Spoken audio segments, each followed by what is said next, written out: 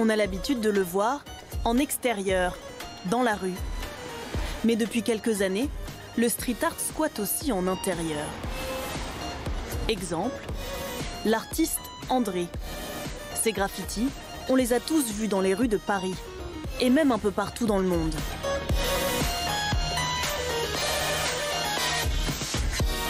Cette fois, André peint au chaud, dans une galerie parisienne, en vue d'une exposition.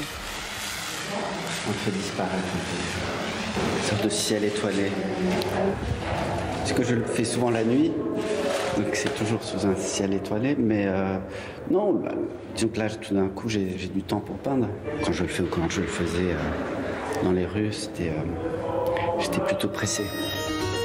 Le sourire, l'œil en croix, ce sont bien les mêmes que dans la rue. Mais ces bonhommes-là seront vendus plusieurs milliers d'euros.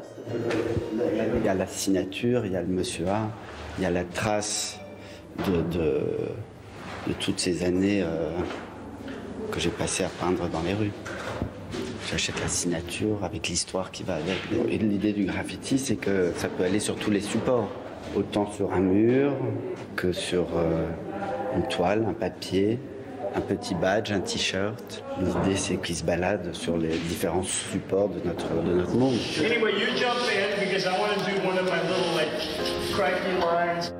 L'exposition réunit deux légendes. À côté d'André, Futura 2000, précurseur du street art new-yorkais. Pour l'occasion, les deux artistes font cohabiter leurs univers sur les mêmes toiles. Passer de la rue aux galeries d'art, ça peut rapporter gros.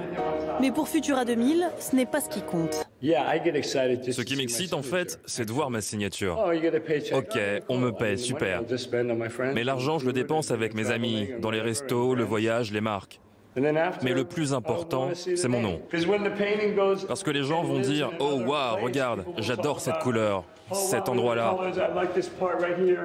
Puis les gens diront « Oh mais c'est Futura, c'est lui l'artiste. » Et là, bingo, je veux juste qu'on dise mon nom. Le lendemain, au vernissage de l'exposition, des collectionneurs, des acheteurs et des fans de street art venus demander leur graffiti personnel. Est-ce que tu peux faire un petit personnage là-dessus, même si c'est interdit d'écrire là-dessus? Du côté des galeristes, on regarde avec attention le gros potentiel de ce marché. Alors on parle souvent de la cote du street art qui monte. C'est encore, au regard du marché de l'art contemporain, il y a encore du chemin à faire, je dirais. Et j'espère que ces artistes seront reconnus à leur juste valeur bien plus haut encore dans l'histoire. Aujourd'hui, le street artiste le plus coté au monde est Jean-Michel Basquiat. L'une de ses toiles a été vendue l'année dernière près de 100 millions d'euros.